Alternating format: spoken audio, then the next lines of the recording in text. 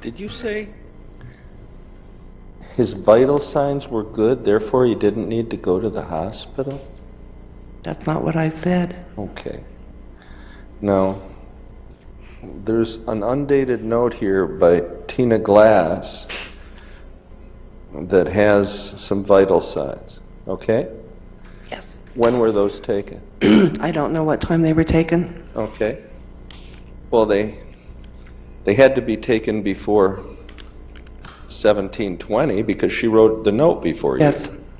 Okay.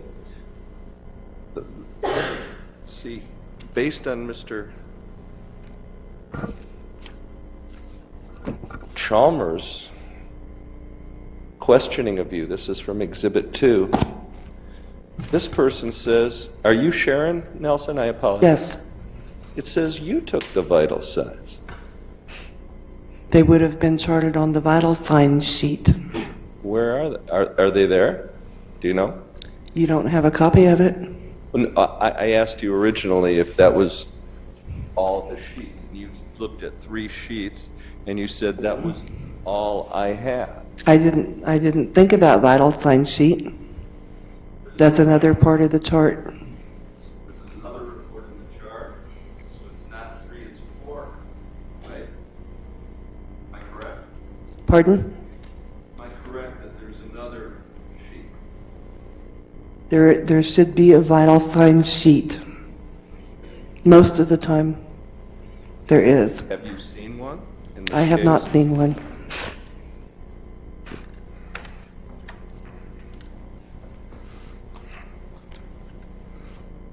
And it may be there. I'm just I need to ask you all the questions related to your treatment, and it may very well be here. I'm just looking for it just for a second. Counsel, it's number 10 in Exhibit 2, I believe.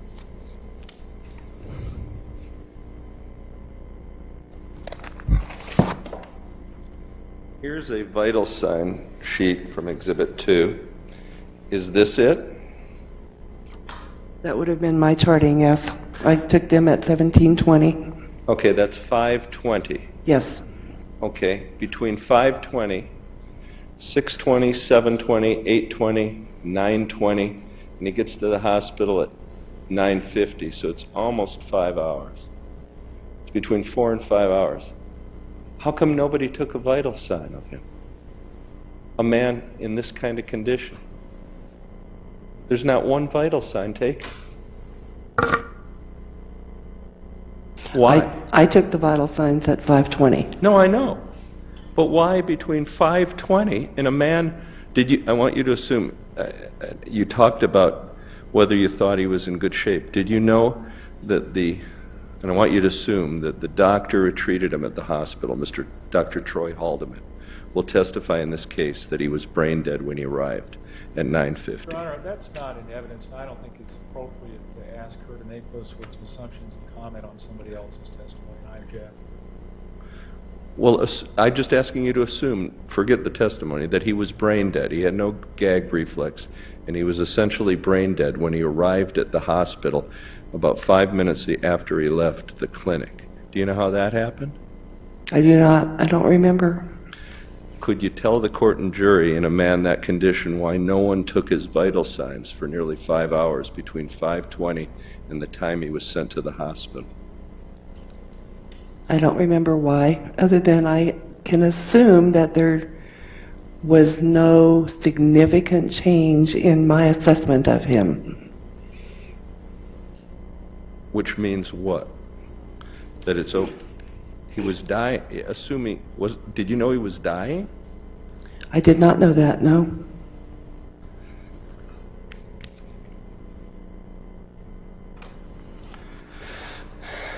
Now this note that was referred by, who is Nurse Tony? He was another nurse that worked on the day shift. What's his name? Tony who? I don't know what his last name was. Do you still work with him? No. It says at 5 o'clock, Nurse Tony was bringing inmate Bruner back to the housing area. So at 5 o'clock, he was still in a wheelchair. That would have been the time that he was admitted into the infirmary area. So if they took him out of the cell at they said at 3:20, for an hour and a half, they had a man just tied into a wheelchair. Not necessarily. Well, according to this note, let's read this. Not necessarily, you're right. Let's read it together and see if that's true. At 1700, Nurse Tony was bringing inmate Bruner Terry back to the housing area. At this time, I was unaware of who this inmate was and why he was being housed. I was informed by the clinic staff that this inmate needed to be in a hospital bed and be in a room viewable by the clinic staff. So he was just kept tied in a wheelchair for an hour. Not necessarily. We have an exam cart in the treatment room.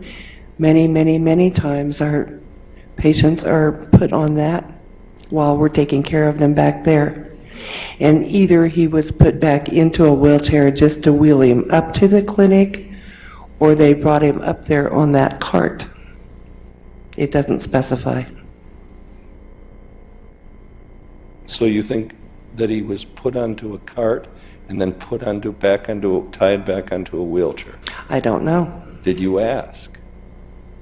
When you saw, are you admitting now that you helped put him into a bed at 5 o'clock?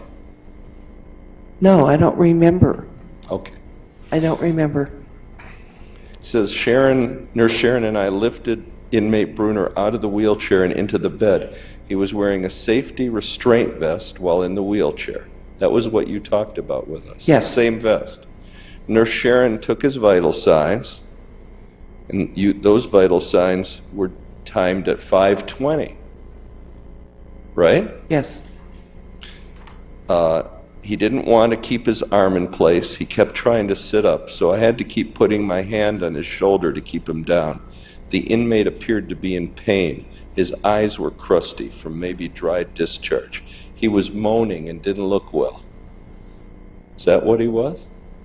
I don't remember. I don't remember other than his neurological. I remember that he was not responding appropriately. Well, you just told and that he was thrashing about. I know, but I asked you repeatedly when I was questioning you, and I don't mean to argue with you, if there was any change between 5:20 and the time you sent him to the hospital. You said no.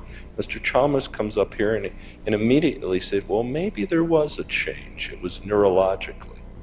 So I'm asking you now, I'm going to ask you again. According to this record, you helped a lady, Sheriff Jones, Deputy Jones, with him out of the wheelchair. He's thrashing. She says he's in pain. His eyes are crusty, and he's moaning, and he didn't look well. Are you denying that that's what happened? I can't deny that because I don't remember it. I don't remember the specifics of putting him into the bed, getting him admitted into the clinic. Thank you. Recross. Put that note back up there because I don't want there to be any confusion later on when you're gone. It talks about the housing area at approximately 5. Nurse Tony is bringing inmate Bruner back to the housing area. The housing area we're talking about is the housing area in the clinic, right? Yes. Okay, so he'd been either in an examination room, he'd been maybe someplace else in the clinic, and now we're getting him a bed. Yes.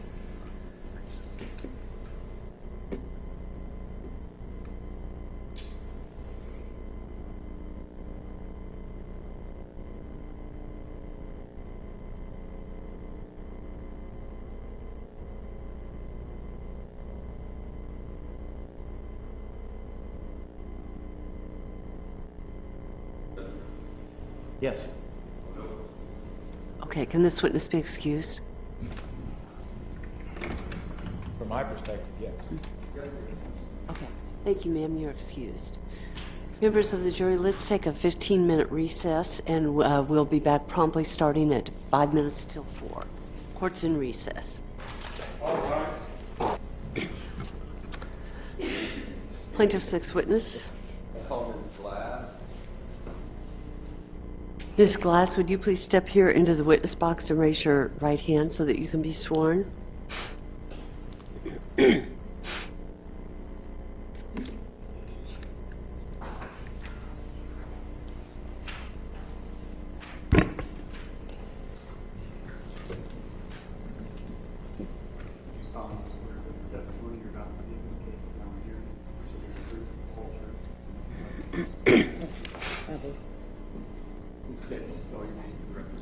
Tina Glass, Tinaglass. Go ahead.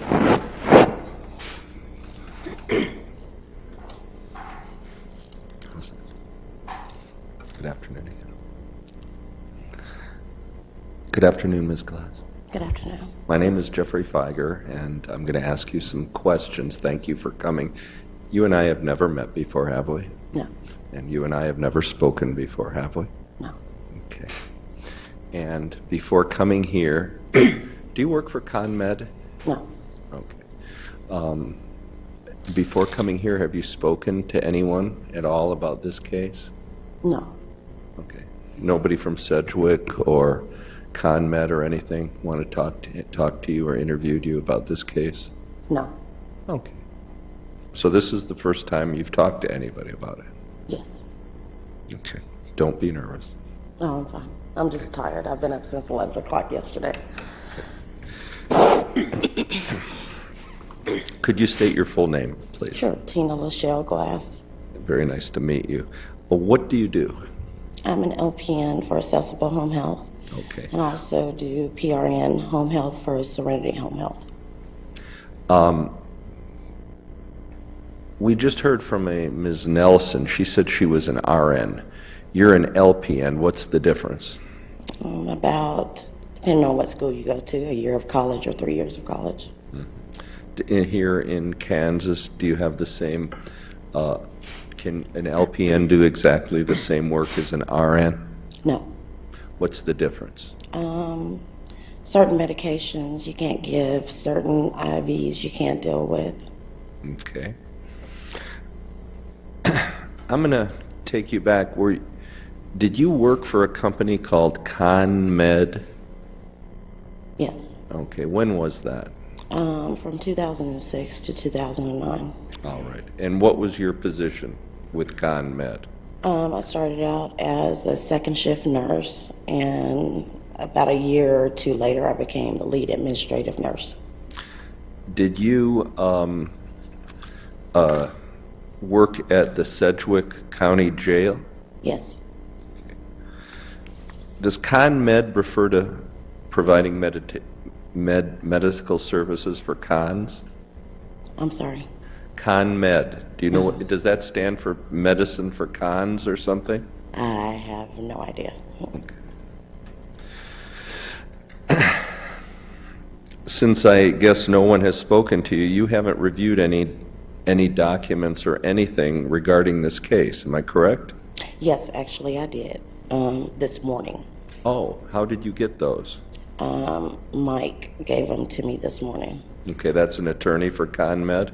Yes. Okay, and what did he give you? Do you have those with you? No. What did he give you? He gave me some notes like that. Okay, do you remember, what were they notes that you had written on? Yes. Okay, do you remember how many there were? I looked at one, Okay. and Sharon looked at some. Okay, may I approach the witness, Your Honor? Sure. I have to ask Your Honor. Oh, Go ahead. Is this the note that you looked at? yes. Thank you, Your Honor.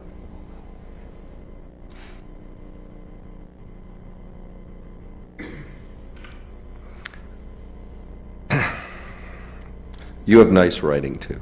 Thank you. First, I'm going to show you a document. I believe it's in Exhibit 2, and it refers to you. It's a record that says, written by somebody named Kendra Matchlin. Did you know who that is? Yes. Who is that? She's the HSA for ComEd at the jail. What's HSA? She's the person in charge? Health service supervisor, I think is what it means. Health service administrator, I guess. I don't know. It says here, and I'm just going to read a small part of it because I don't think the rest pertains to you.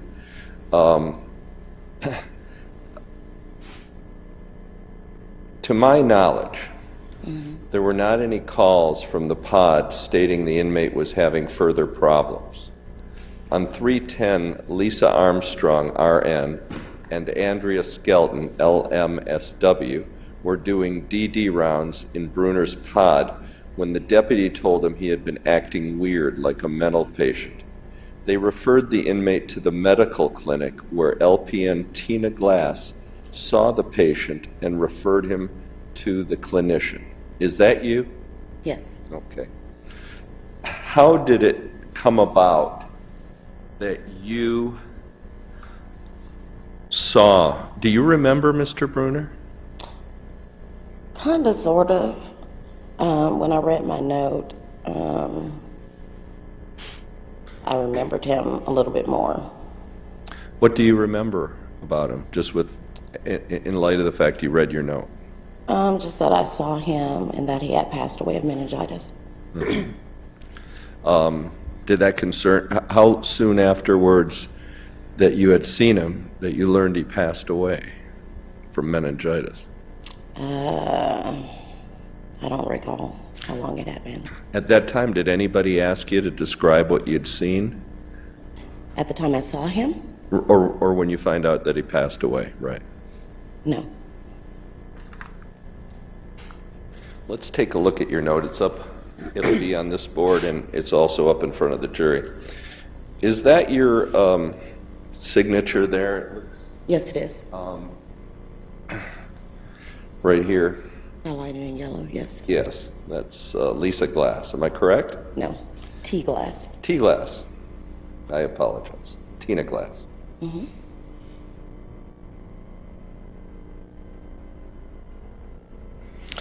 And you wrote on something called a progress note, correct? Yes. Now, you wrote, these things are in order. The progress note right before you is from 5 days before. So you probably saw that when you wrote your note. Yes. And that record says 5 days before that PC from Carol Shepard at Staton, phone call, and then he says his number, states inmate weak, not eating. What does Q mean, if you know? Every meal. Every 2 meal days. times 2 days. Mhm. Blood and stools, notified Ted Gibson and will return to Sedgwick 3-6. Will schedule clinician, see medical orders. When you got your notepad here, this progress notes, and this is now on the 10th, you would have seen that he'd been sick for quite a while, almost a week. It's 5 days from the 5th, and that this note said he'd been sick for 2 days before the 5th. So you would have seen that he'd been sick for 7 days. Correct? Correct. Did you ask anybody when they brought him in the 5 days that he's been here, he's been brought back from Staton, he's sick, what's been going on? I don't recall if I talked to anyone or not. I just remember when he came up to the clinic, I saw him. Would it be part of your practice when somebody comes in and, let's read your note. Could you read it to us, please? Inmate arrived in the clinic, unalert, unresponsible to painful stimuli, vital signs 93%, heart rate 74, temp 100.1 axillary, blood pressure 118, I don't see the second number, respirations 20, has a history of hepatitis C, cirrhosis of the liver, positive PPD on March 2007, skin with moderate jaundice, abdomen distended and firm, unable to ambulate, skin warm to touch, turgor, and capillary refill slow. Clinician notified. Okay, just from a nursing perspective, when somebody comes in unresponsive, unalert, And unresponsive to painful stimuli, that's not a good sign, is it? Well, it just kind of depends. On what? Whether they die right then? No, on if they're not responding because they can't or responding because they don't want to. Oh, so he might have been faking. Possibility. What did you do to find out if this was all a fake? I didn't say that it was fake. No, I know. It's possible he could have, would he fake the distended abdomen? No, How about the jaundice? no, How about unable to walk? That could be a fake, right? I don't know. How about the turgor? Skin turgor? That couldn't be fake, could it? And you couldn't fake the slow capillary refill, could you? No. So he's either in real bad condition or he's faking, right? Right. Did he look sick to you? Yes, he looks like he wasn't feeling well. Okay. So I guess my question is, at that point he comes in this condition. The note says he came in 5 days before and he was sick for 2 days with blood in his stool.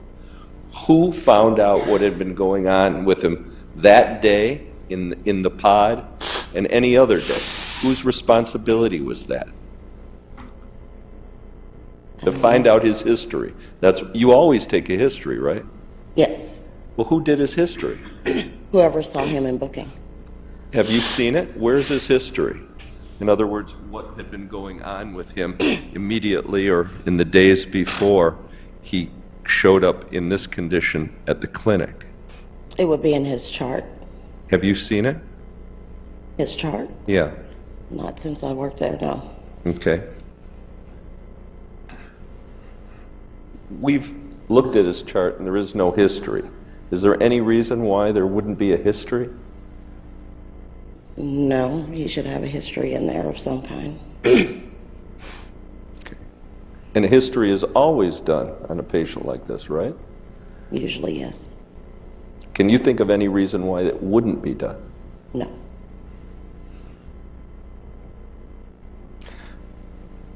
In terms of, but I just want to make one thing clear. In terms of reflexes, people can't fake unresponsive to painful stimuli, can they? Don't reflexes overcome that? It depends on what you do. Okay. Well, then what did you do for Mr. Bruner in this condition? What was going on? Squeezing his hands, applying pressure to his nail bed, doing a sternum rub. You didn't date your note, or time it, I apologize. What time was this? I'm not sure. Do you know what time he was brought into the clinic? No, I don't. Do you know when he left the clinic?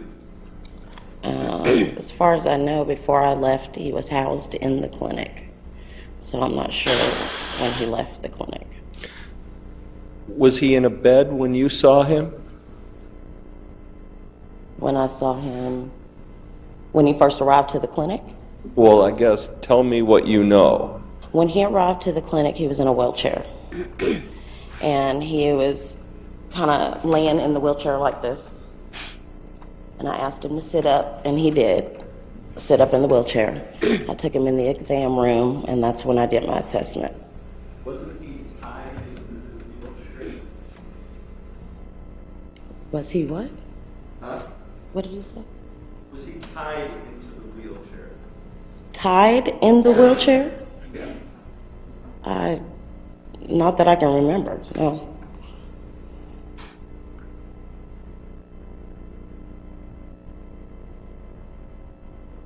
Okay. Did he have a posy restraint or anything on him? Not that I recall, no. Okay, here is a record from Exhibit 2 from a deputy by the name of Sergeant Johnson Wootson. Do you know Sergeant Johnson Wootson? Yes. He says, is it a man or a woman? She's a woman. Okay. She says, on the above date at 15:45, what time is 15:45? 3:45. 3:45, I was contacted by mental health staff as they exited the pod. One, that an inmate Bruner in pod 1 was reported by first shift not to have eaten and was not coming out of his room. So the first shift is, I want you to assume, the defendants, Staton and Jameson, okay? They're on the first shift. Okay. Does this say they knew? They knew about Mr. Bruner? Your Honor, the document I don't know speaks what for their itself, shifts and are. It's not proper for her to comment on it. I'll proceed. Was reported by the first shift not to have eaten and not coming out of his room. So they went to visit with him to make sure he was not on a hunger strike, suicidal. And clinic staff stated they told the pod deputy before they would treat him for mental health, he needed to be seen by medical. And at that time, it's my understanding, inmate Bruner was on his way to the clinic. And that says at 3:45. Is that what you remember? I don't recall what time he arrived in the clinic. Okay. I arrived in the clinic a short time later. Presumably, it's after 3:45. Exiting the elevator, I could see an inmate in a wheelchair with their back to me and leaning slightly to the left. As I exited the wheelchair, I asked, who is this female, viewed from back and long hair, and was told by Clinic 2 Deputy Janice Jones that the male inmate from Pod 1, and his name was Terry Bruner, and he was brought up to the clinic for not eating and to be seen by doctors. Is that your recollection of why he was brought to the clinic, for not eating? I don't remember. He wasn't really, he was brought to, I'm sorry. I don't remember. I don't remember. As I walked to inmate Brewer to speak with him and see what the problem was, it appeared inmate Brewer had some type of tie to assist him in sitting in the chair. And then the clinic staff, Tony and Tina, push his wheelchair with him into the exam room. Does that reflect your recollection that he was tied into the chair? No.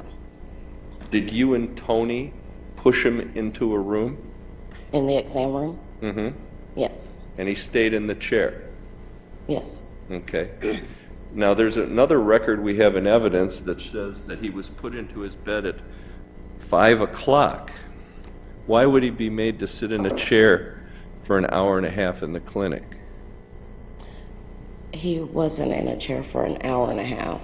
Where was he? Because after I assessed him and told the clinician, we took him to another exam room where we put him on an exam bed to be examined by Charlie Fletcher. But, okay, and that would have had to have been before 5 o'clock. Possible, yeah. Okay. Except Mr. Fletcher doesn't write a note until 5:30. Do you see this? Yes. And by that time, he's been put into another bed, according to Sharon Nelson. Yes. So why didn't Charlie Fletcher see him? See him when? You said you put him into an examination bed to be seen by Charlie Fletcher. Yes. However, Nurse Nelson, I want you to assume, just testified that he went from there to her bed, and she put him into a regular bed. Your Honor, I don't think that's an accurate statement as the testimony, and I don't think it's proper to ask her to comment on somebody else's testimony anyway. I'm And I not. don't think it's relevant. I agree. You need to change the form of your question. All right. Assuming that he's in another bed at 5:20, we can read her note. 17:20, resting in bed. Do you see that? Mm-hmm. Okay. Yes. Now I want you to assume that's a regular bed, not an exam bed. Okay. Okay? And then after that, even though this note's written before, or at least before on the piece of paper, he's examined by Charlie Fletcher. You see that? Uh-huh. But you said you put him in an examination sometime before that to be seen by Charlie Fletcher. Was he seen by Charlie Fletcher? Yes. Where's that note?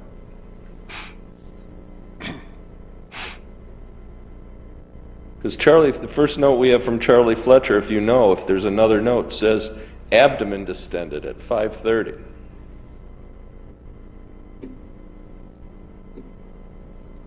You would have to ask Charlie Fletcher. Okay, He would have to ask Charlie Fletcher. that's fair enough.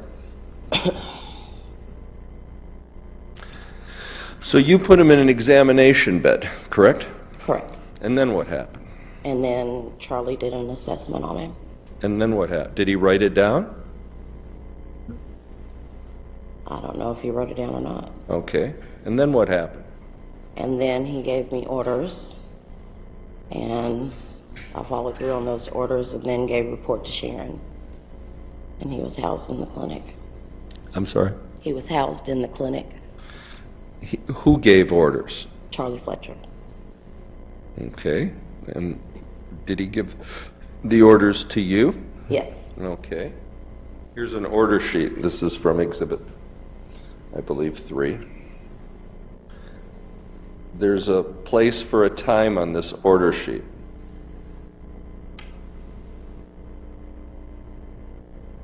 Did you write down a time? No, I did not. Okay. And what is the orders for? The first order is to house him in the clinic. That's the HIC. Okay, Yeah. I don't mean to interrupt you. That means don't send him to the hospital, keep him in the clinic? That means to put them in the clinic, yes.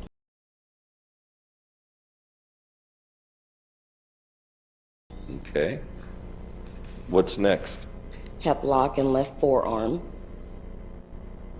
And then CBC, CMP, GGT, and STAT. Those are labs that need to be drawn STAT. And then he had a positive hemocoat. And then the verbal orders were given by PA Fletcher. And then that's my signature. And then the little label above that is the lab label from the lab rec. Okay. What does STAT mean? Right now. And does that generally mean that you want to get the results quickly? Yes. Okay. Were you aware when the results came back? No. It says here, STAT faxed to a number and called to Melissa at 6:08. Have you ever seen those? No. Well, if the labs come back and they're really bad, what happens then? They should be given to the clinician. Okay, do you know why he stayed in the clinic for another 4 hours before he was sent to the hospital? No, I don't. What did you do besides write those orders and write that note? Give report to the nurse who had the clinic patients. And what was your report? What was going on with the patient that was being housed? Okay, now, you would have been the first nurse then was caring for him. Yes. What was your understanding of his history? How long he had been like that during the day? During the day? Yeah, I don't see it written down by you, so I wonder, you would have asked, how long has he been like this? What's going on? Right? Yes. That's the first. If you took anybody, a nurse, that's your job. This man was very, very. Did you know he died? Yes. Okay. So a sick man comes. You knew he was sick, right? He looked like he wasn't feeling well. He looked really bad, didn't he? I can't say he looked really bad Why? because I don't remember exactly how he looked. Okay. He was yellow, right? Yes. He was moaning, right? Can't say he was moaning. I don't remember him moaning. He had pain in his eyes. He had pain and his eyes were crusty.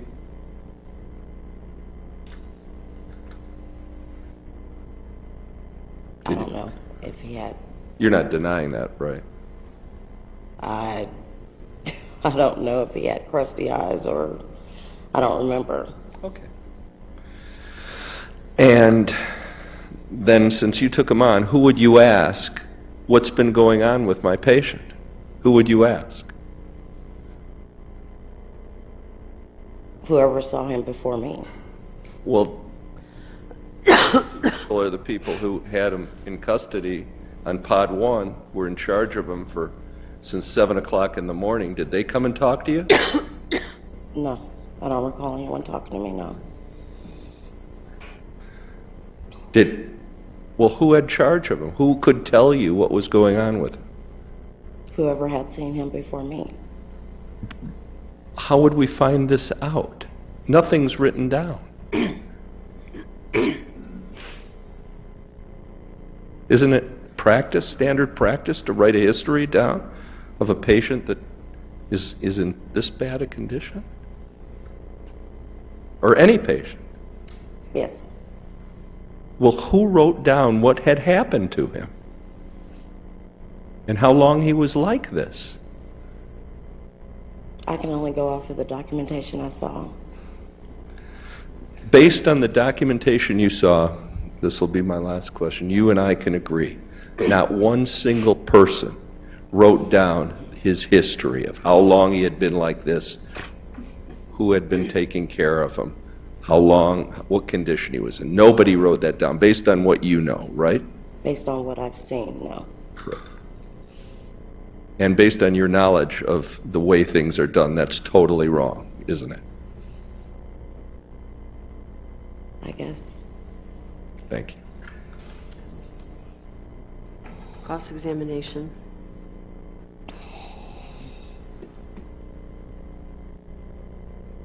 Good afternoon. Good afternoon. What role do pod deputies have in the preparation of medical records for ConMed?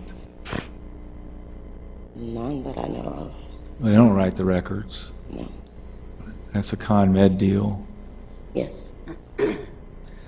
You were asked about histories. In Exhibit 2, Plaintiff's Exhibit 2, there is a document called ConMed Basic Intake Form that provides background information about the inmate when the inmate is reviewed by, in this instance, a physician assistant, I think. I'm sorry, Your Honor. What's the date on this? I didn't see. I didn't hear it. Data. Well, this is an intake form on November 6, 2007. It's right here. Actually, look at the document. It's document 55. November 6th. And I think you'll have opportunity to ask your redirect, counsel. Now, the question I guess I'm trying to get a handle on is that Mr. Bruner, when he is brought into the jail, information is collected on him of his condition at that point. Is that right? Yes. And that information is available then as part of the chart materials for Mr. Bruner. Is that correct? Yes. And that would have been available, what, on March 5 of 2008? It should have been available in his chart. And it should have been available on March 10 of 2008. Yes. So to suggest that there wasn't a history dealing with Mr. Bruner contained somewhere in the medical records, that just wouldn't be true, would it? Okay, say that again. Well, to suggest that there isn't a record with some history concerning Mr. Bruner in the medical records, his history, his medical experience, that's just not a true statement, is it? I wouldn't think so. No, and to not have shown you this document and suggest that there's no history, that's probably not fair to you, was it? No. Now, when you talk about there not being a history on March 10, certainly it's ideal when someone is brought in that you get a report from whoever brings them in as to what they know about the patient. Is that right? Generally, yes. And you were shown a part of a report from Sergeant Johnson Wooten.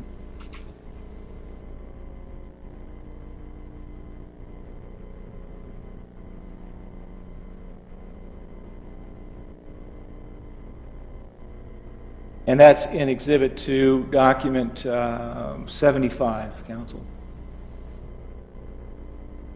And that document does give kind of a history in that it says that at about 3:45 hours I was contacted by mental health as they exited the pod that inmate Bruner was in, I'm paraphrasing, pod 1, and reported by first shift Mr. Bruner reported not to have eaten and was not coming out of his room.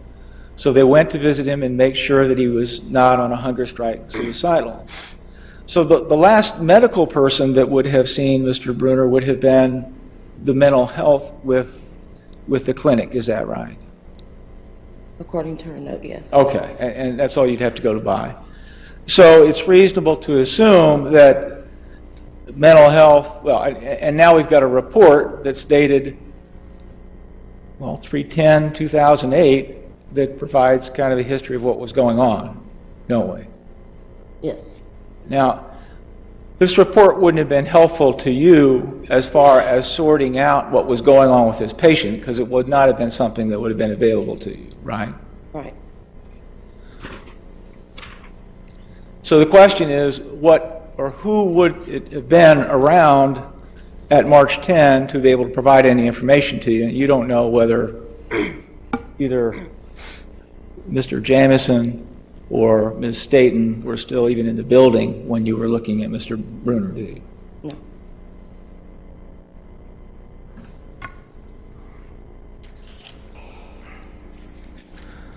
You were asked some questions about Mr. Fletcher, and I guess it's not my position to defend him, but in the medical, which I think this is part of Exhibit 4, if I'm reading correctly. It's the Via Christi records. It's document 4. Actually, I think it's part of document 2, Exhibit 2. In the medical orders, there is an order dated 3/10/08 asking for someone to take blood. Is that right? Yes. And you can't, and no one there as a nurse or a technician can take blood without getting an order from a physician or a physician's assistant or a nurse practitioner. Is that right? Right. And PA Fletcher is going to first examine the patient before he gives an order, or the orders that he did here on 3/10/08. Isn't that right? Usually, yes. Now, if we look at the document that I think counsel showed you, which is the report, the blood test report, it shows the date that the specimen is taken and the time being 4:10. Do you see that on that document? Yes. So sometime before 4:10 p.m. that afternoon, Mr. Fletcher had to have seen Mr. Bruner in order to have requested the blood to be drawn. Yes. And that's consistent then with your memory that Mr. Fletcher saw Mr. Bruner in a separate room as you described it in response to the questions by counsel, right? Yes.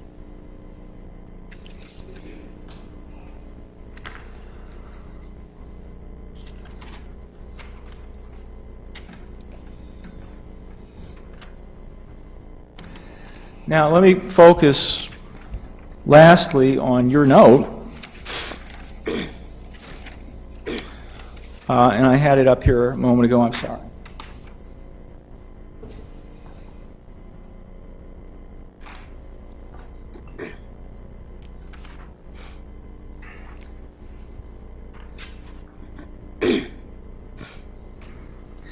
You indicated that Mr. Bruner, when you saw him as on the 10th, and I wrote this down, but I want to make sure it's accurate, that he did not look like he was feeling well. Is that your global assessment of it? Yes.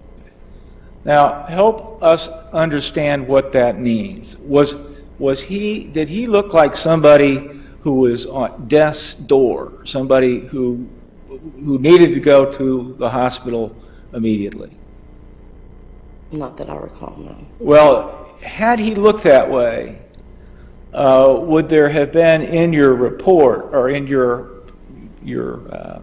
note here different information? Yes.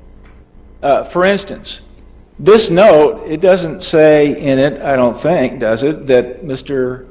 Bruner was suffering from any discomfort or pain, does it? No. And had you observed obvious discomfort, pain, would you have written that down? Yes, Why? because that's a vital part of my assessment.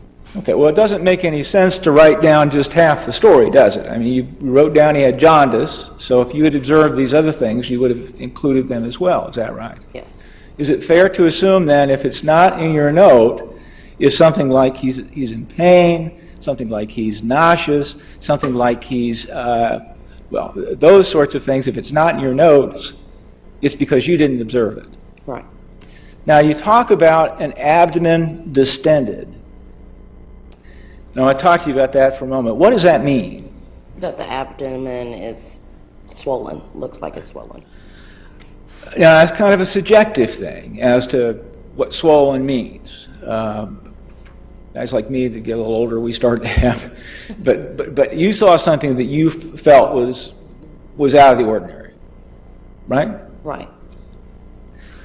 But did he have a distended abdomen where it would be fair to describe it as a mountain coming out of his body?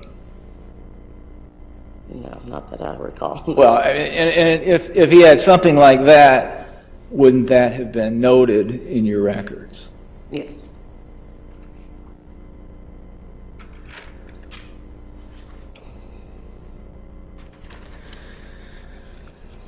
Well, now, if this man came in and if he is, when you saw him, an emergency where you felt that he was so ill that he needed to had something done to him or for him more than was being done, would you have responded to that?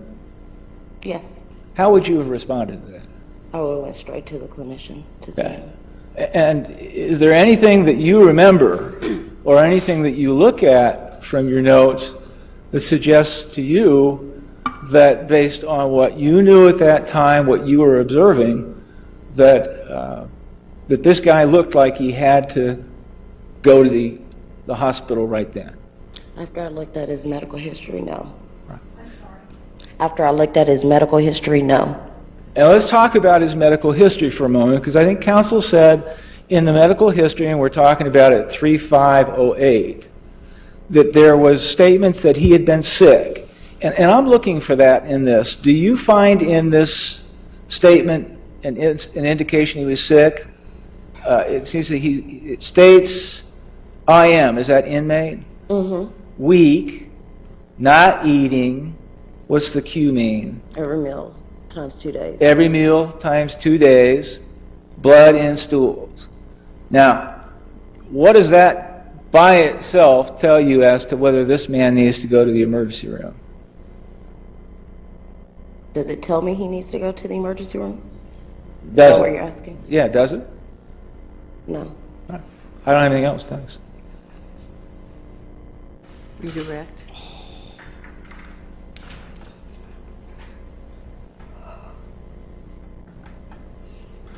Did you say that somebody, if you're treating a patient, do you have children? Yes. You found blood in their stools, you wouldn't take them to the emergency room? No. That's a good sign, blood in the stools? It's not unusual with his medical history of cirrhosis of the liver and hepatitis C. Right. This could be a sign of cancer. It's the first sign of cancer, isn't it? Well, that's a call that the clinician has to make. Now, did you say you didn't see any pain? No. Well, I thought you, in response to Mr. Did I say I didn't see any pain? Yes. Yeah. Yes. A trained police officer, that's Deputy Jones, at exactly the same time you were seeing him, says, Nurse Sharon and I lifted him out of inmate Bruner out of the wheelchair and into bed, and he was wearing a safety restraint.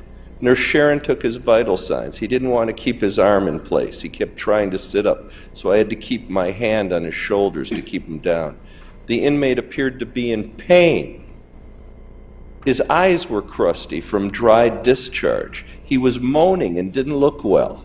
Now, this is a trained deputy, trained to write truthful reports and make truthful observations. Was she looking at the same person that you were just describing with Mr. Chalmers? How could two people see so much different things? I think she's being argumentative. I apologize, you're right. Were you looking at the same person? Yeah, he was the same person. I'm sorry? He was the same person.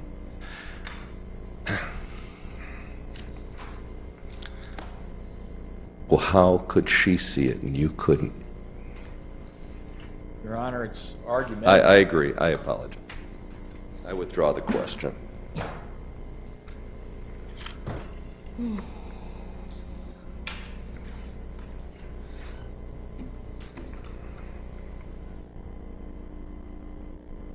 If your children were unresponsive, not reacting to painful stimuli, and unable to walk, would you get them to an emergency room?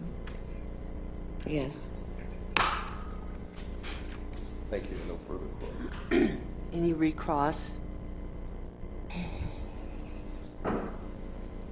I guess if we're playing the hypothetical game, if you've got somebody that is non-responsive, unable to walk, appears confused, and on the same floor as that person, there is a clinic manned by ConMed, would you go to ConMed first as opposed to the hospital? I would go to the nearest medical facility I could find. Thanks. Anything further? Okay. Can this witness be excused? Yes, Your Honor. Thank you, ma'am. You're excused. You're welcome. Plaintiff's next witness.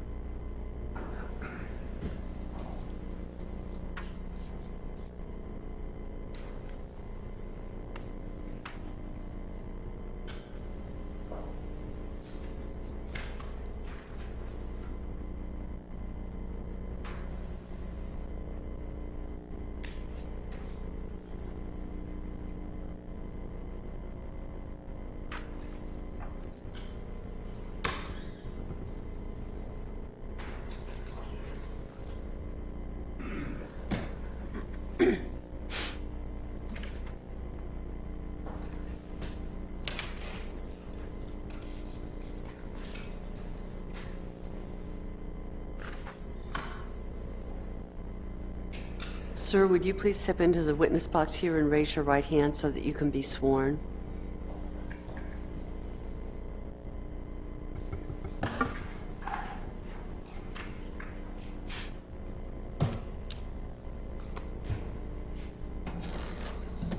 you solemnly swear that the testimony you're about to give in the case now hearing will be the truth, the whole truth, and nothing but the truth, so help you God? Yes. Please state your name and spell the report for us.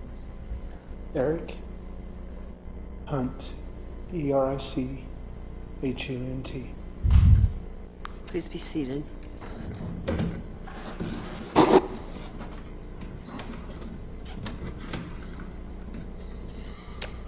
Good afternoon, Mr. Hunt. My name is Jeffrey Feiger, and I'd just like to ask you a few questions. Could you identify yourself for the court and jury? Deputy Eric Hunt. Bring the microphone. And, Deputy Eric Hunt, and what kind of deputy are you? detention deputy. You're a jailer? I'm a detention deputy. Is that the same as a jailer or different? We're considered detention deputies. Okay, Mr. Chalmers and other people have referred to themselves as jailers. Is that the same thing?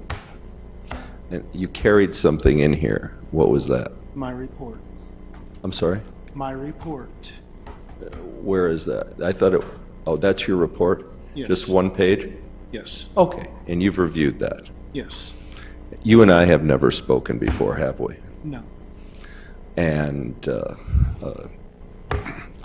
I imagine you've spoken to Mr. Chalmers before. Yes. Okay, so you went over your testimony, Yes. Mr. Chalmers. And, of course, that was much after you wrote a report in this case, right? Yes. And your report was, well, how did you come about to write a report?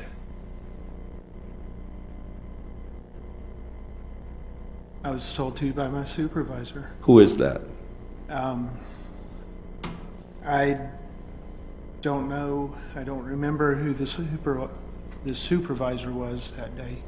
Did you type your report? Yes, I did. Did anybody tell you what to say? No. Anybody tell you how to say something? No. Did you go over your report with anybody and make any changes? No. Was your report truthful? Yes. Your report's in evidence, Exhibit 2. First of all, it says here that it was written on March the 10th, 2008.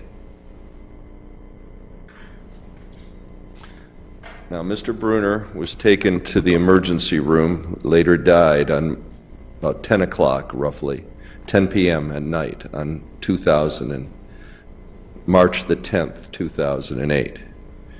Did you actually write your report before he got to the emergency room? Don't know. Well, assuming he got to the emergency room at 10 p.m. at night, when did you write your report on the 10th? At 4:30.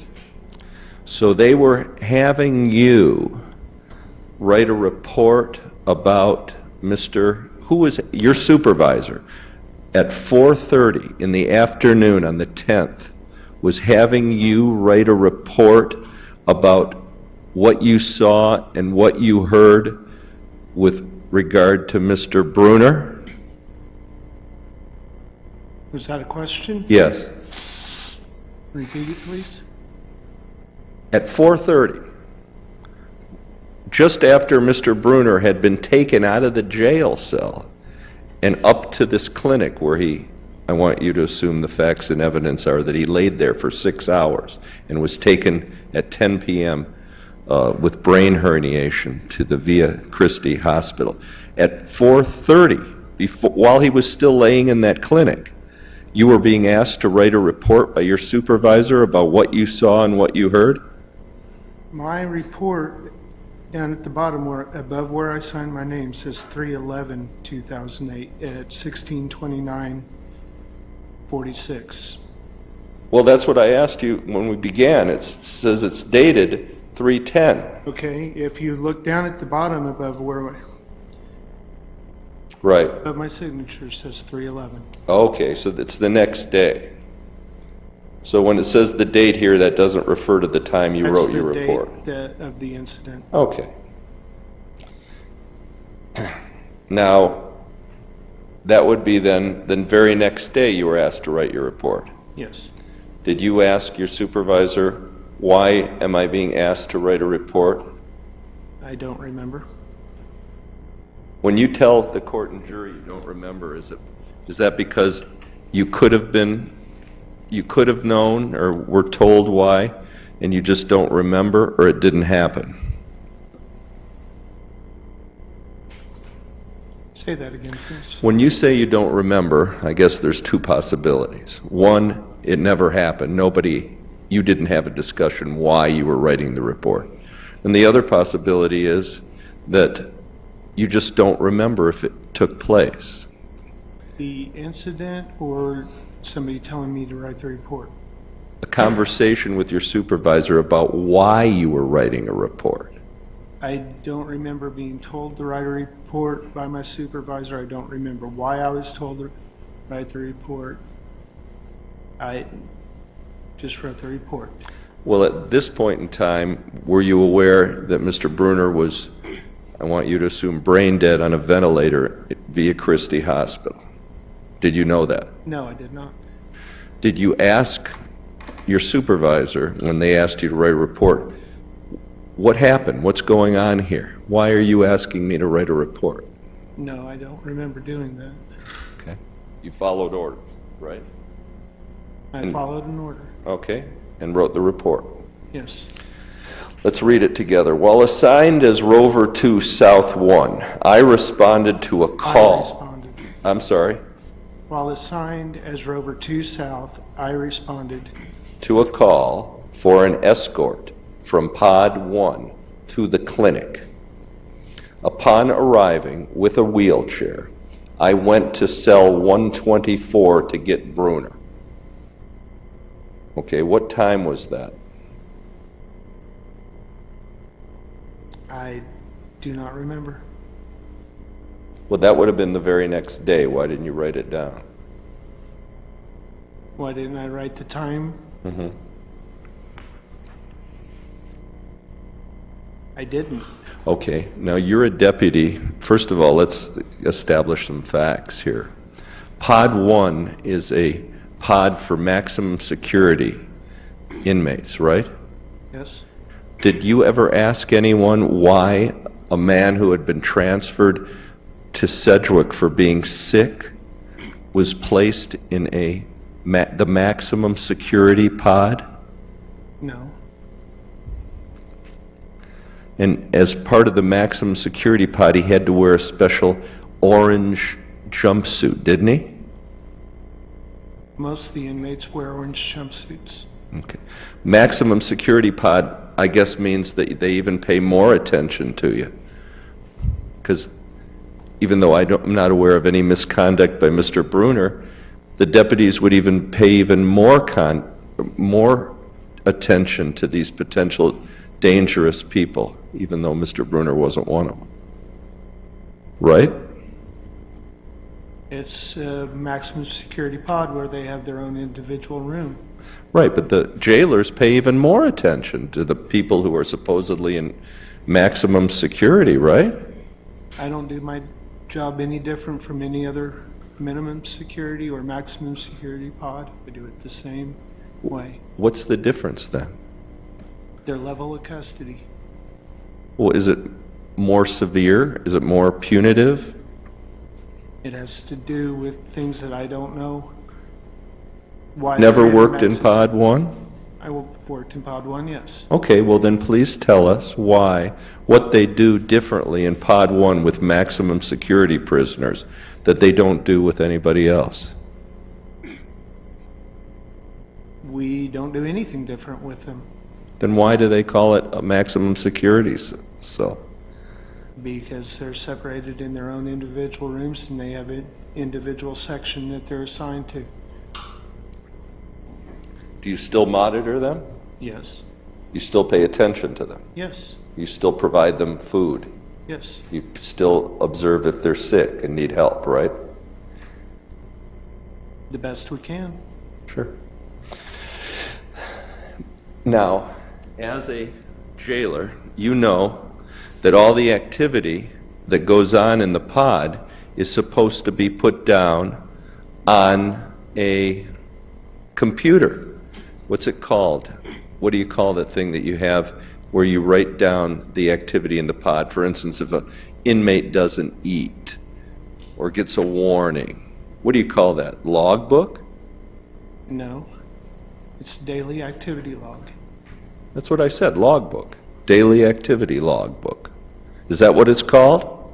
It's done on a computer. Okay.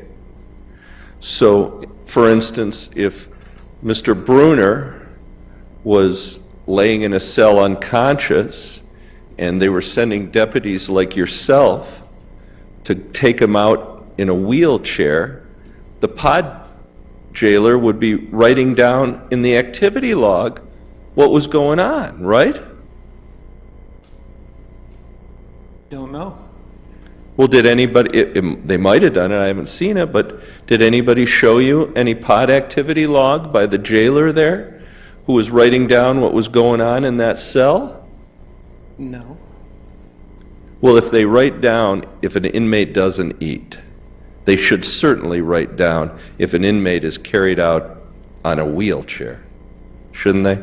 As just your knowledge of the jail. It should be noted. Okay. The inmate was sitting on his bunk, rocking his body and moaning. Describe to us how he looked. I believe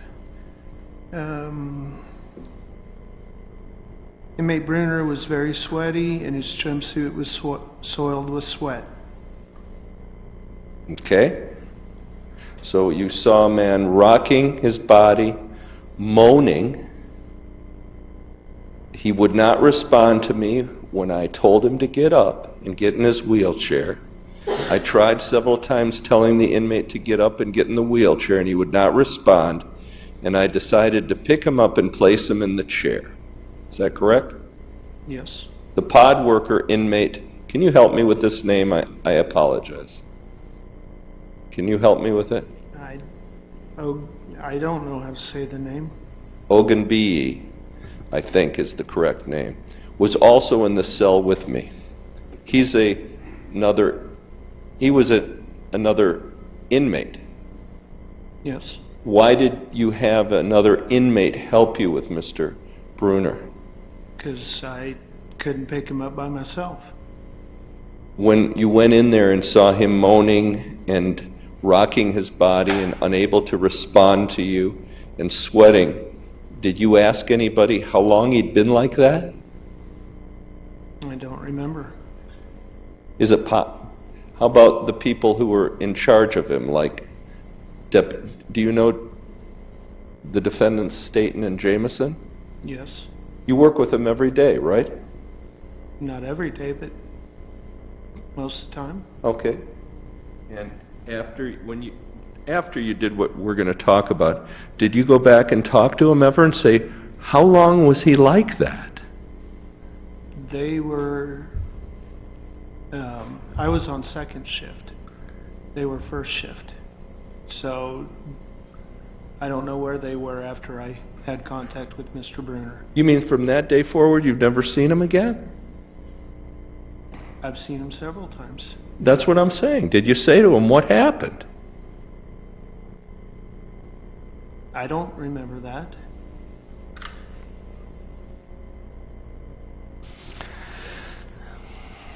We propped open the cell door and took the chair inside. I advised inmate Bruner that we were going to pick him up and help him in the chair. I picked inmate Bruner up under his shoulders and placed him in the chair. Inmate Ogunbiyi assisted me by picking inmate Bruner's feet. Inmate Bruner was very sweaty and his jumpsuit was soiled with sweat. I also noticed that inmate Bruner had vomited on the floor. Is that true? That's what it says here in my report, yes. Did you ask anybody how long he had been like that? Anybody? I don't remember. Did Mr. Jameson, the defendant, ever tell you that just an hour or so before he had found him lying on the floor? No. Do you know if he was lying in vomit? No, I do not. The description that you give in your report is of an awfully sick man, sweaty, vomiting, rocking back and forth, moaning, unable to respond. That sounds like an awfully sick human being, doesn't it?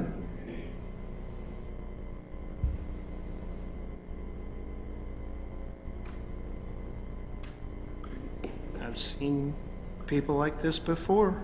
If you saw your child like that, would you take them to the hospital? Your Honor, that's not the standard. It's an improper question. He persists in asking it, I object, and I hope that he can be instructed not to do it anymore. Sustained. Is there any reason somebody looking at him wouldn't know somebody in that pod assuming he was like that for not just that day, but for a lot of different days before that, is there any reason why somebody who's working in that pod, like the defendants Jameson and Staton, couldn't see exactly what you saw? I'm sorry, I didn't understand. You're asking, assuming that he's in the same condition? Was that the question? Otherwise, Well, it calls for speculation. Assuming he's in the same condition that you saw him in, on the very same day, throughout that day, is there any reason that defendants Jameson and Staton couldn't have seen that? The same thing you do. You mean if they were in the cell with him? Or looked in the cell, or walked by it. Clarify what Sure. perspective you're talking about. Is there any reason why a deputy working in that pod has windows on it too, if they're in the, right? Right? Is there any reason somebody looking in couldn't see it? Couldn't see what? That human being. We can see a person laying on the bunk.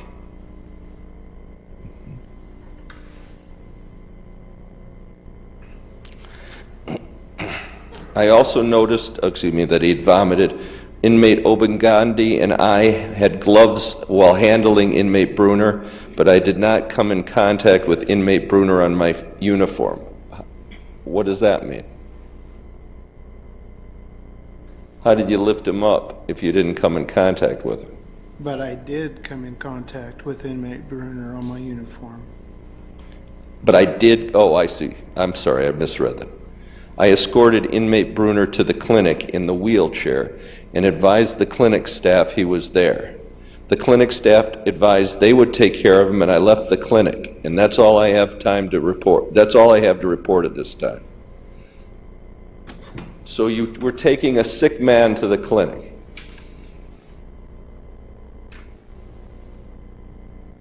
Is that it? I took an inmate to the clinic, yes. Did you tell anybody? Did anybody ask you? How long has he been like this? I don't remember that. Did you tell anybody how long he had been like that? I don't know how long he had been like that. In your experience in the jail, did you know his brain herniated later that evening and he died? No. Nobody told you. No. Is it common practice in your jail to find a man in the condition that you describe him and just wheel him up to the clinic and leave him there and nobody asks any questions? Is that common practice? I took him up to the clinic, told the clinic staff that he was there. They told me they would take care of him from there, and I left the clinic. I understand. My question is it common practice with a man in that condition in your jail to wheel him up to the clinic, leave him there, and nobody asks any questions about him?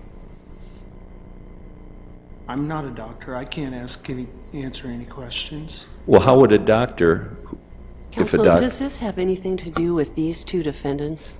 Yes. Okay, well, tell me what. Same thing. I mean, the same thing that he's saying, he doesn't tell anybody. He works with these people. This is not, the jury can conclude as a result of the activity here that things are not, like to use a word, kosher here. I mean, nobody asks any questions. A man in this condition is just left up in the clinic. This is with, I'll ask a different question. You can approach, but you have not tied anything that he did to anything these two defendants did. I'll ask that question. Was Staton and Jameson there when you wheeled him out? In the pod? Yeah. No. Aren't they required, if they're on the first shift, to, when the second shift comes on, to report everything that's gone on and what the condition is of the inmates? Aren't they required to report that to the second shift? They're required to give a briefing to the oncoming deputy. About if there's somebody very sick on the pod, are they required to report that to the incoming deputy, that a man's being carried out of here? He was carried out on second shift. He wasn't carried, actually. He was wheeled out. But When's the second shift start? at 2:45. Well, did you know at 2 o'clock, Jameson found him unconscious, laying on the floor, and Ogun and picked him up again? Were you aware of that? I don't think it's proper for him to try to testify, particularly if he's not going to get it right, and I object to the form of the question. I just don't see where this is going. I don't see how what it has to do with the case we're here to try. What time were you there? I'll ask it a different way around. What time were you there, sir? I started my shift at 2:45. So when did you get to the cell I don't have that in my report. Okay. Here's a report. It's in evidence from the defendant, Jameson. At approximately 2 o'clock, which is just 45 minutes before you came on, I was called to the pod to check on the welfare of inmate Bruner. Upon entering cell 124, I noticed inmate Bruner was lying on the floor in a pile of trash, curled up in a fetal position. I picked the inmate up, placed him on his cell, secured his cell door. And then I informed Deputy Staton, that's the pod deputy, that something was wrong with inmate Bruner. And so Sergeant Martinez was contacted. Did anybody tell you that happened? No, not that I remember.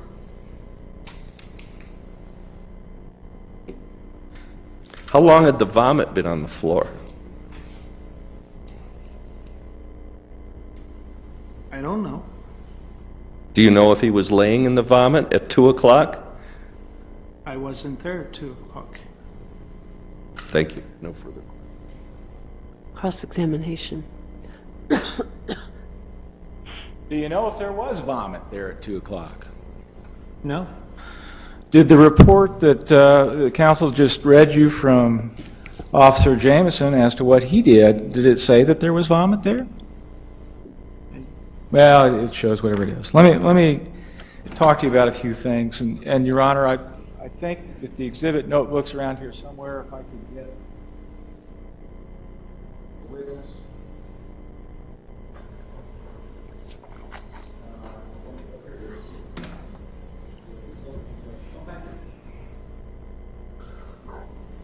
excuse me.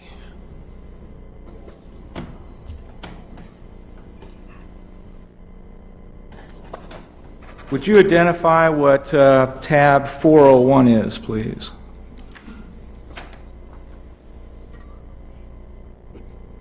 It's an inmate summary screen.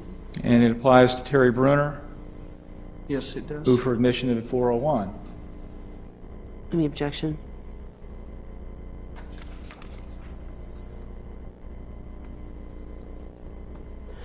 Is there any objection to 401?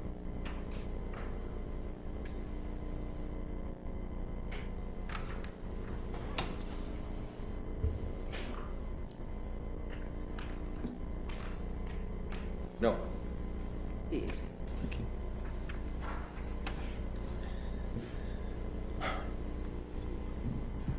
Most of the record keeping at the jail for deputies is done online in the computer, is that right? Yes. And the program that is used, or at least was used back in 2008 in March, was called iLeads. Yes.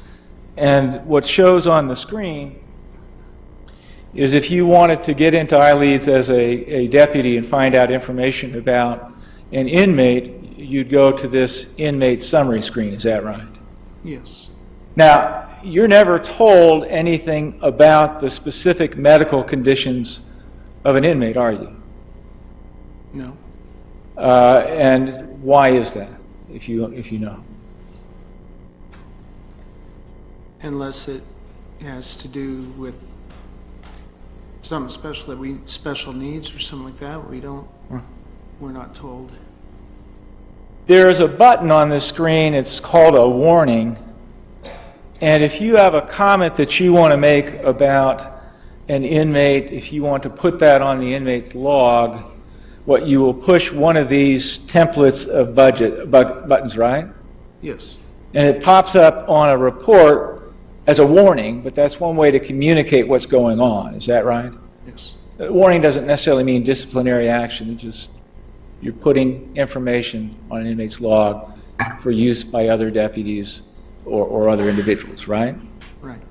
Yes. Then there's some boxes that talk about scheduled events, and this is blank. If on the date that you look at that screen, there is an event for that inmate, it shows up on the screen. Is that right? Yes.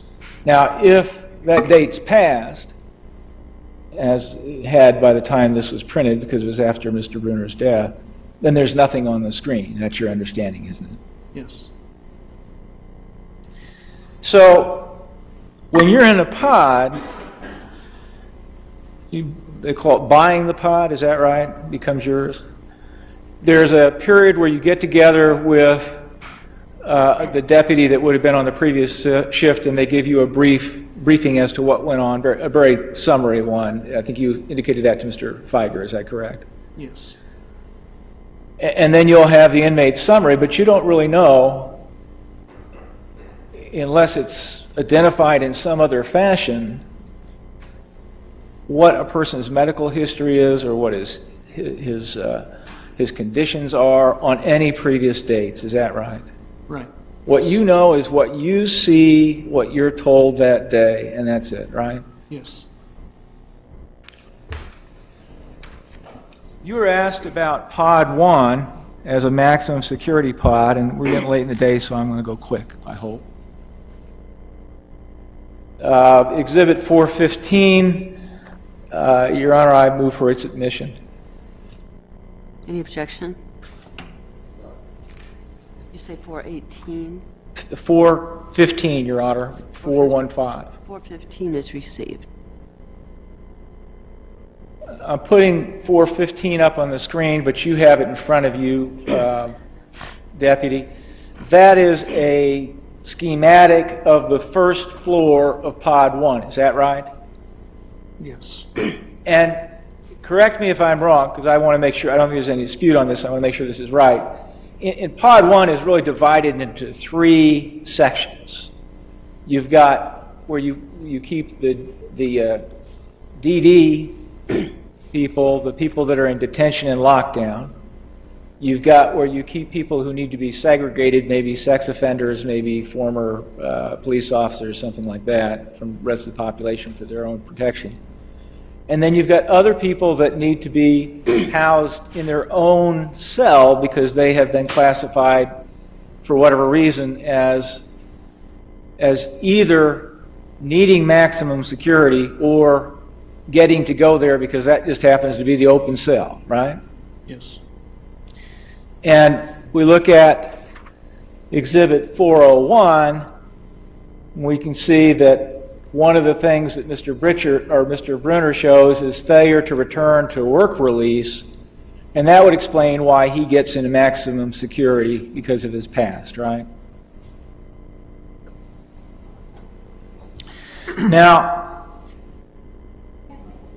I'm sorry, I tried to say yes, but I apologize. Now, let me quickly identify and put into evidence exhibits 414 and 413.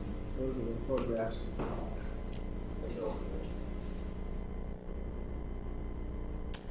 Received. Thank you, Your Honor.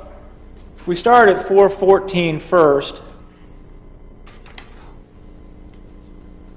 And this is not the greatest, but that's the way it looks, I guess. There we go. Let's see it better. That's a picture of the hallway going towards Pod 1, isn't it? yes, it is. I mean, there's a Pod 2 there. How many pods are in the jail? 21. Okay. And in Pod 1, we've got the first floor. We talked about that. And then there's a second floor that's referred to as a mezzanine that has more cells, correct? Yes. Now, if you're over here on the second floor in the DD area, you can't get into this section over here, which is referred to as Section C, can you? No. Same with this section over here. This is what, Section A? You can't get into Section C. Right. And maybe it's obvious, but against the chance that it isn't, Same is true on the first floor. So basically, Section C is separated from these other folks. Yes. And the inmates that need to be watched because they stay in their cell other than 1 hour a day, they're over here in the DD area, right? Yes. Mr. Bruner's cell, incidentally, everyone agrees it was 124, so it would have been down in Section C over here. Is that correct? Yes. Now, we're walking down the corridor, and you see a camera. That's a monitor that shows some of the jail, correct? Yes. There's no videotaping going on in the jail, is there? No. And I draw the distinction of videotaping meaning keeping a record as opposed to just monitoring. Right. Okay. And you know that because you've worked at one time or another in master control, haven't you? Yes, I have. And that's where they do the monitoring. Yes. The next exhibit, or next photograph in Exhibit 414 shows the booth that is used in Pod 1 and the entry door. Is that correct? Yes. Now, as we go in the next picture, we've now gone into the pod area that we've talked to about C on Exhibit 415, and we've got a photograph of what, the day room? Is that what that's called? Yes. And that's the booth, right? Yes. That's where the pod deputy stays, right? Yes. They can't come out of that booth and wander around the day room unless there's someone who can come in and man the booth for them, right? Right. So if you want to go look at an inmate, you got to make arrangements to get out of this booth and to get into the section to go over and look into the inmate's cell if the inmate's not in the day room, right? Right.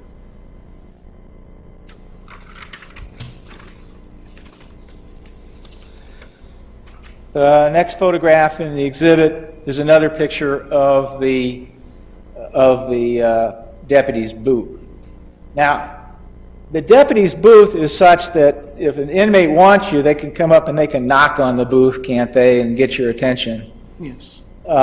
There's a little deal over here. I don't know if you can tell it on the exhibit. Is that kind of a little portal where you can exchange information back and forth from inside the booth without opening the door? Yes. So if an inmate's right up there by the booth, can you hear what they say? No. Really? Okay. Can you hear what they say when they're in their cell if you're in the booth? If they push the intercom button. That's my next question. How do they communicate? There's an intercom, right? Yes. And they push a button, and then that allows people in the booth to be able to communicate back and forth within that, right? Yes. If you want somebody's attention that's out in the day room and they're not by an intercom, you got to kind of do the knock, knock, point, point sort of thing to get them to go somewhere, right? Right.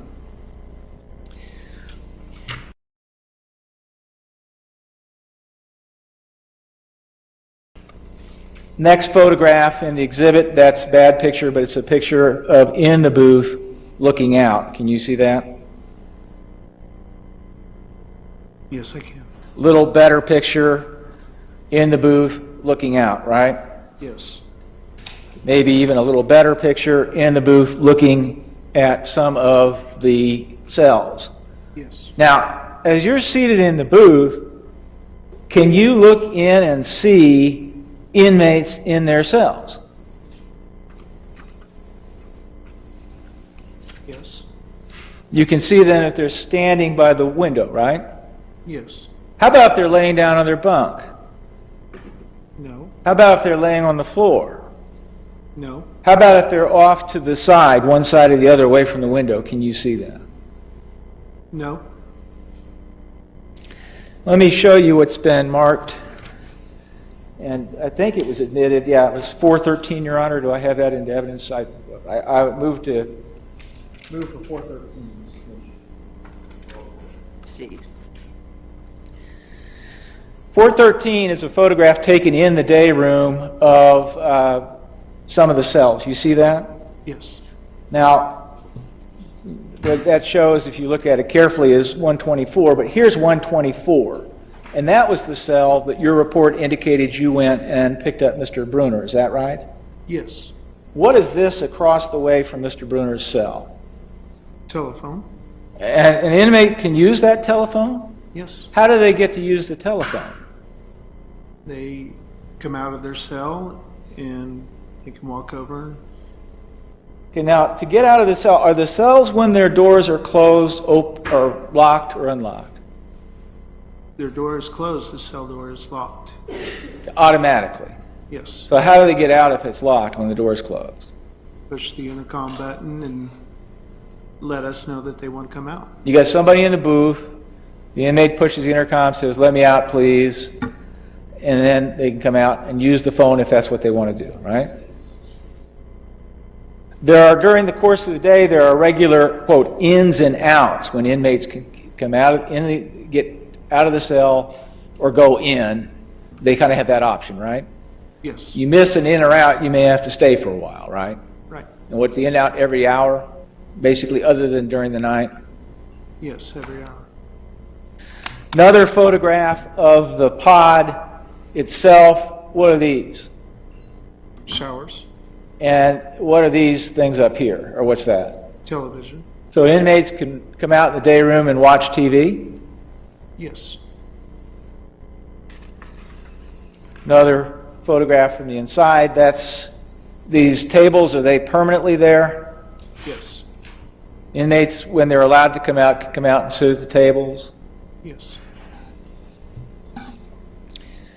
Are inmates allowed to, when another inmate's in the cell, well, are inmates allowed to prop their door open and leave it open? By policy, no. I mean, they're supposed to be either in or out, not propped open. Correct. Some do. Do they get in trouble? They can, yes. All right. Can an inmate who's in the day room, can they walk up to one of these cell doors that's shut and just pull it open? No. Well, if an inmate wanted to pull it open, they'd really have to have the help of the pod deputy, wouldn't they? Yes. Are inmates allowed to go in another inmate's cell? No. Is that against policy? Yes. And if that happens, if someone tries to, is that something that gets you in trouble? Yes. Sent to DD, maybe even. Possibly. This is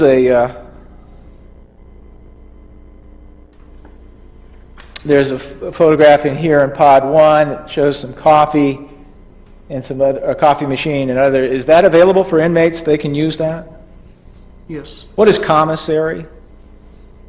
Commissary is where they are allowed to purchase food items, clothing, hygiene items, pencils, paper. Somebody wants to purchase some soup, you just add water and heat sort of soup. Is that something available in commissary? Yes. And can they come out and get hot water from out in the day room? Yes. Or they could ask someone to get them the hot water for them? Right.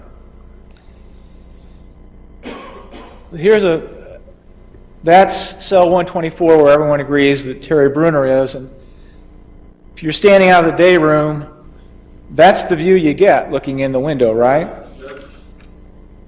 Yes.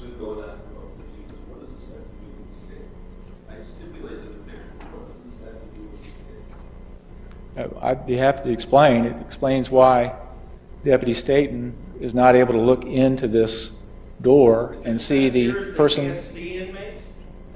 I'm sorry, what? Is the defense, in this case, they've constructed a jail that nobody can see anybody? I think the defense Counsel, here is you why can't don't see through you a all wall. Approach.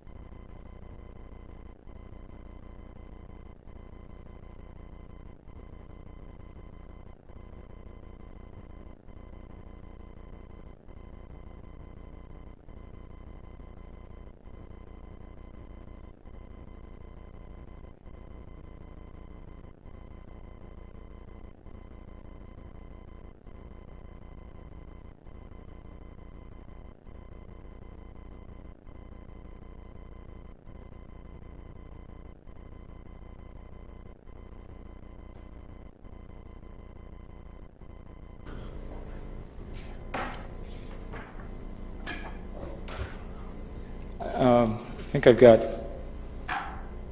2 more photographs I want to show you as part of this number. And you know what? I had it upside down. This little box in here, can you tell me what that is? It's the Deputy? intercom in a cell for the inmates. And this would be if you were standing in front of the door looking into 124 would be the picture you'd get, right? Yes. You were asked by counsel whether or not Ms. Staton would have been able to see if Mr. Bruner was laying on the ground, if he had vomited. She's not going to be able to see that unless she's able to get out of her pod, come over, actually stand in this window and look down, right? Right. If that was the condition at the time she was there, which we don't know. Now, I want to talk to you briefly about daily activity logs. Your Honor, I move for admission of 407. I think maybe it's already admitted, though, is it? Okay, I thank think you. it is.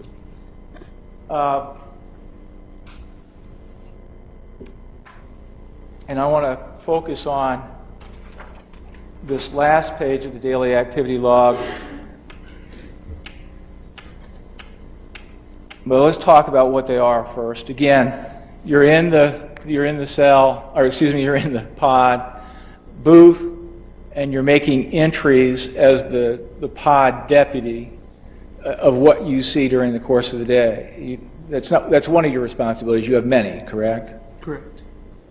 And this particular one shows that the entry is made by Harry Tong. Is that right? Henry Tong. Henry Tong, I'm sorry. Yeah. Now, there are times. For instance, there's this 3/10/2008 at 15:06. There's a time stamped there.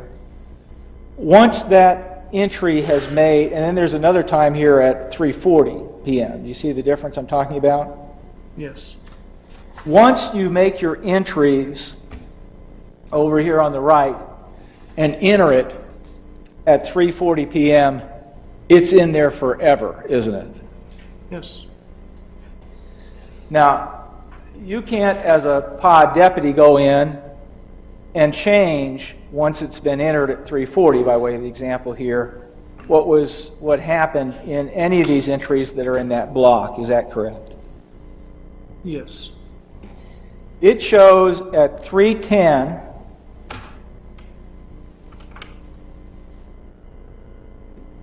and at 15:21. Now, 15:21 is what? 3:21 p.m.? Yes, it is. Movement Deputy Hunt in pod for transport to the clinic. I am Bruner, 24 down. That's 24 down is 124, right? Yes. Frequently we'll use 1 or 24 as opposed to 124. So it's kind of a shortcut, right? Correct. And then it shows 3:26 p.m. So that's about 5 minutes later. MVT, that's what? Movement. Deputy Hunt out with inmate Bruner. Does that tell you then when it is that you went and got Bruner and when you took him up to the clinic? Yes. Because you took him directly to the clinic, didn't you? Yes, I did.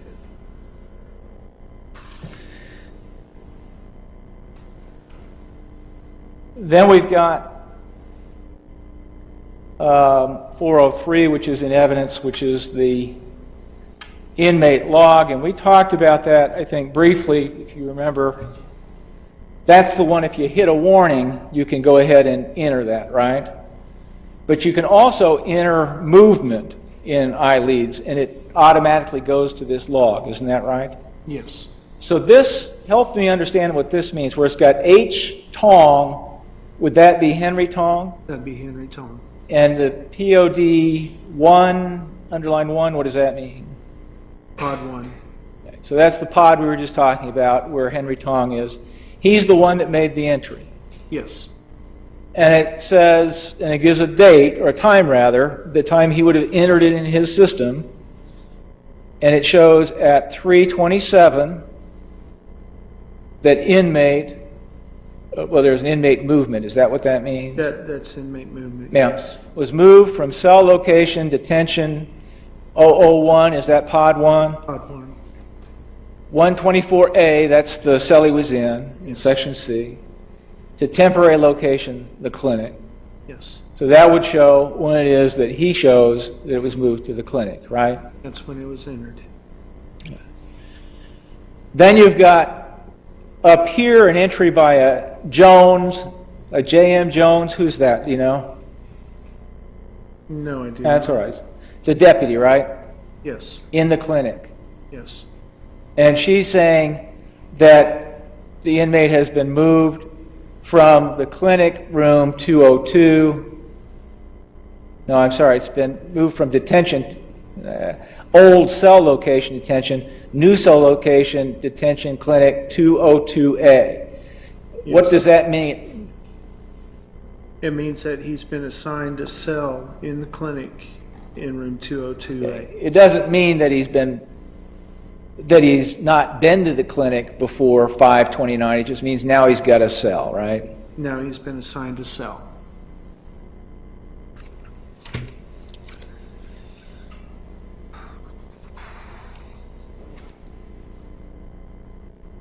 The day's late, and I'm going to save questions for other deputies, but let's go to your report real quick, if we can.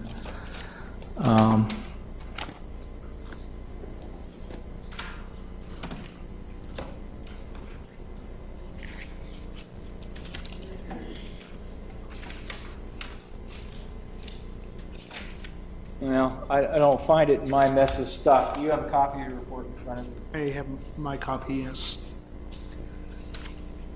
Now, the report you prepared was at the request of whoever your supervisor was on that date and shift.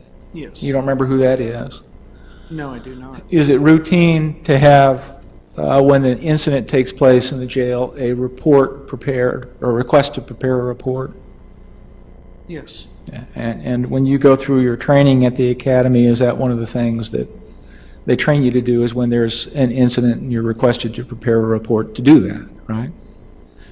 And in this instance, when an inmate goes to the clinic and is seriously ill, that would be an incident that would typically generate a request for a report. Is that your experience? Yes.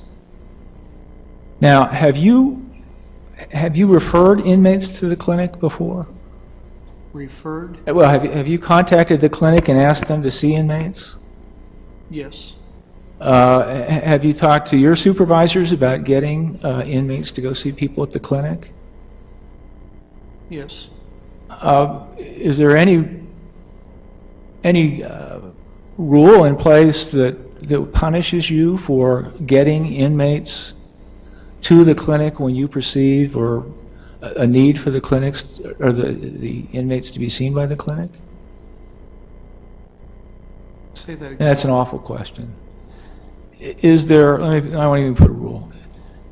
Is there any reason why you as a detention deputy would be reluctant to send an inmate to the clinic, or at least contact the clinic, if you honestly felt that it was necessary for the clinic to see them? No, unless it affected the safety and security of the facility. I guess if there's a riot, yeah, okay. Are there reasons why you would want to, as a deputy, notify the clinic if you saw an inmate who was needing medical attention or care? Yes. What are they? If they appeared to me, if they came to me and told me they weren't feeling well, and I could relay that to the clinic, tell them that they're not feeling well, and give them whatever signs or symptoms they tell me. I could call the clinic and tell them, and then they would tell me to either send the inmate up or have them sign up for sick call the next day. You've been a movement deputy and a rover and a pod deputy, all those positions, right? Yes. And so you have seen, and how long have you been with the jail? Since 2007. Yeah, I remember that. So you've seen from 2007 through March of 2008, you had actually seen instances where inmates needed medical care and the contact was made with the clinic to get the medical care by your personal experience. Is that right? Yes. Did anybody get punished for contacting the clinic? No. Was there anything done to discourage any of the deputies from sending people to the clinic if they thought it was necessary? No. Thank you. I don't have any other questions. Any brief redirect?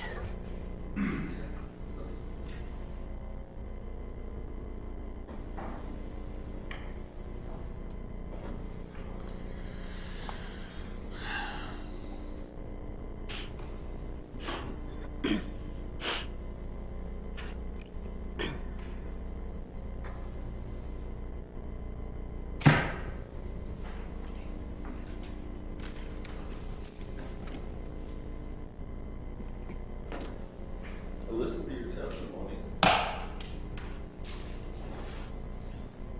This is an evidence to one of those reports. Like Cook, you know Cook? I know Deputy Cook. Okay, this is on the daily activity log for, I believe this is,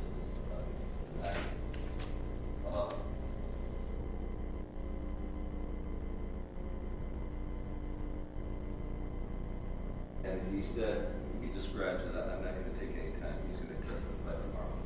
But he says here, Counsel, what exhibit are you talking about and what page? I don't know the page. Well, it would be helpful to me and it would be helpful to the record. Chalmers hasn't identified one single page as he's going through it. And the court always asks me every single page. I don't understand it. Mr. Chalmers just went 15, 20 things the court never asked him about. His exhibits are this thick and it's easy to follow along. Yours are 6 inches thick and it's hard for me to know which part you're referring to.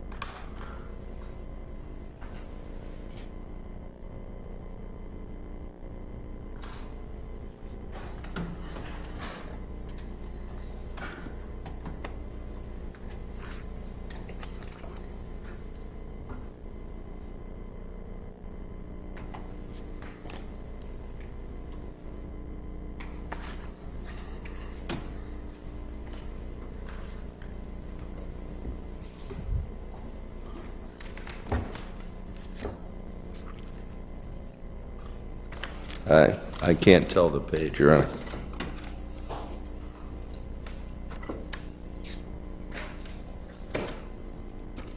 I can't find it right now. Do you have even an exhibit number? Exhibit 2, the daily activity log. Your Honor, I believe it's 16. If you look down in the right-hand corner of the... Thank you very much. This here was acting strange. He wouldn't put on his jumpsuit. I called him into his cell and advised him to come out. He needs to put on his jumpsuit. He then asked me if he had been, he then asked me if he has been eaten. Well, I then asked him if he's been eaten. Counsel, that it's not 16 and I can't see what you're showing the witness, so. Daily activity log from Marque. Your Honor, it's exhibit 407, 16 and 26. I think it's what the deputy. Sorry, Your Honor.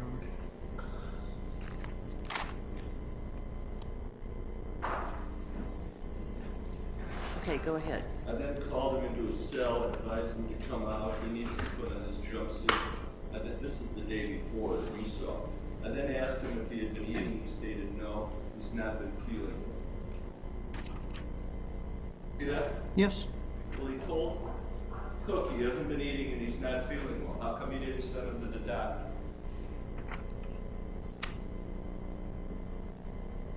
Since you told us, if an inmate tells us he's not feeling well, I send him to the doctor. I'm not Deputy Cook. I'm not a doctor. Don't deputies go on rounds? Yes. They're supposed to walk around the pod and look into the cells, aren't they? If we can get somebody in to man the booth while we're making a physical round. It's not optional. You're required to make rounds, aren't you? Yes. Okay.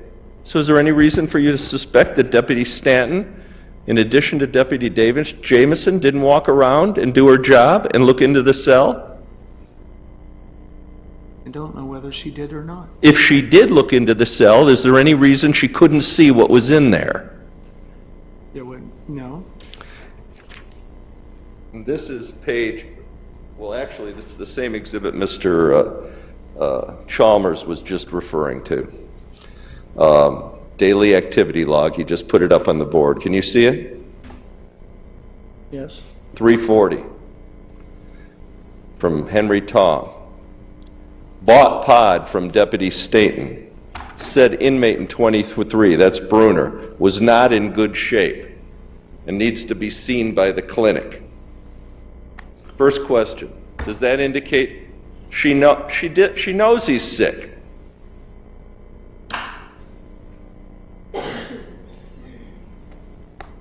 Does that indicate she knows he's sick? That she's seen him and she knows it?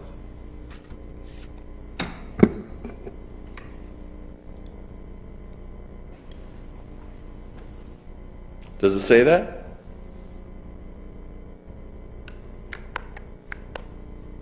Henry Bruner was needing to see the clinic due to him not eating. Do you see where I'm pointing to? Staton Oh, okay, up there. I'm said sorry. inmate in 24 was not in good shape. She knew it, didn't she? Does that mean physical shape or mental shape? Well, gee, I don't know. And how come she didn't send him to the clinic? I don't know. Well, she said to the next deputy, he's in bad shape, quote, he's not in good shape. Why would there be any reason if you know somebody's in bad shape that you don't send them to the clinic? Would be a reason why not to, if you know it? If the clinic told us not to send him up, we won't send him up. Okay, the clinic apparently didn't tell her that. So is there any reason if Deputy Staton writes here, I know he's in bad shape. I'm paraphrasing. She says, was not in good shape. I know he's in bad shape. Why she didn't send him? If she couldn't get anybody down to escort him up to the clinic, if nobody was available, another deputy wasn't available to get him up to the clinic, there's no other way to get him up to the clinic. So that's the excuse? There was no deputy available during the entire day to get him up there? I don't know. Okay, so you can't think of, other than the fact there was no deputy, you can't think of a good reason if you know somebody's in bad shape not to get him medical help, can you? If the clinic tells us not to send him up there, then we can't send him up there. Didn't happen. I don't know that. If that, well, I'm asking you to assume it didn't happen. But I'm asking you to assume Deputy Staton, is there a reason why you're not able to answer my questions? Which questions? This question.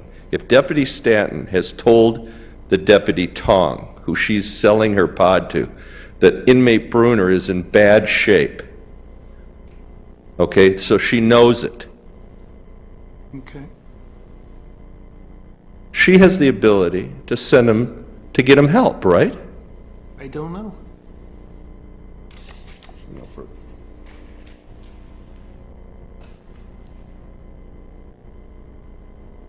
Okay, let's look at the rest of the story. Same exhibit. That's exhibit 403, Your Honor.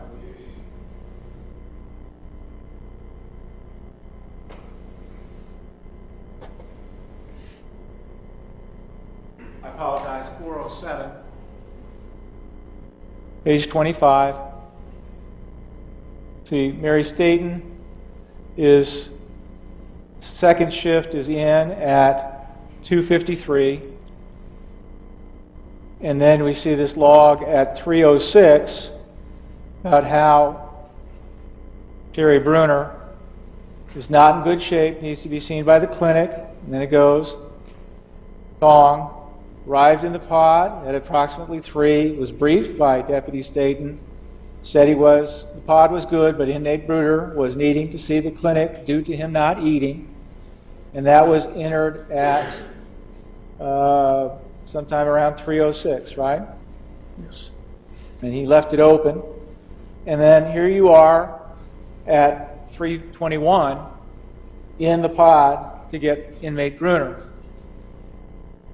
What happened was arrangements were made for Mr. Bruner to be seen by the clinic, and you came and got him.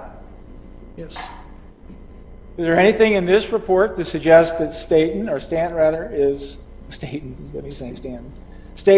sitting on her hands and refusing to send this gentleman to the clinic?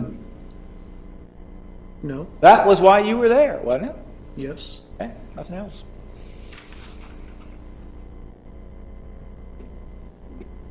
You just told the court and jury there was nothing to prevent Staton from sitting in her hands and calling the clinic and getting Mr.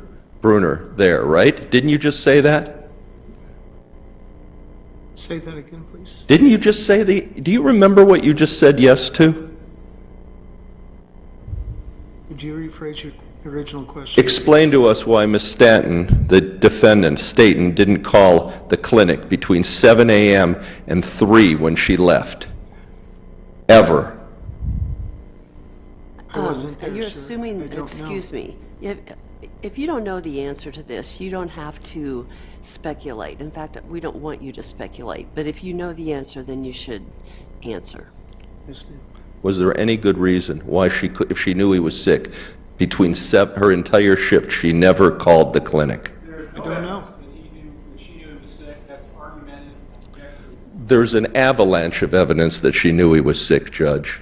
That's what this case is about. You know, actually, his opinions about this don't really make any difference at the end of the day. So if there's an avalanche of evidence that she knew, I'm sure you'll summarize that and the jury will consider it. But this witness's commentary on that is irrelevant.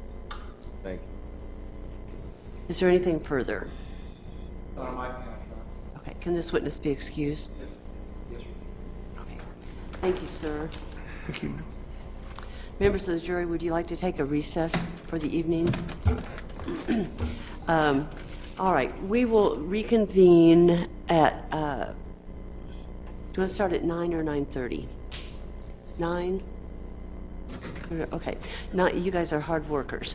We'll start again at 9 o'clock in the morning, and please remember the instructions I gave you from the beginning of the case about not communicating with anybody about anything concerning this case, not reading any newspaper coverage or listening to any TV coverage. I don't know if these things will happen, but if they do, it's important that you not read or listen, and that if you should accidentally come into contact with something like that, then please let us know as soon as possible. I want to talk to counsel just a minute before we recess, so you are free to go, and we'll see you in the morning. Thank you. Thank you.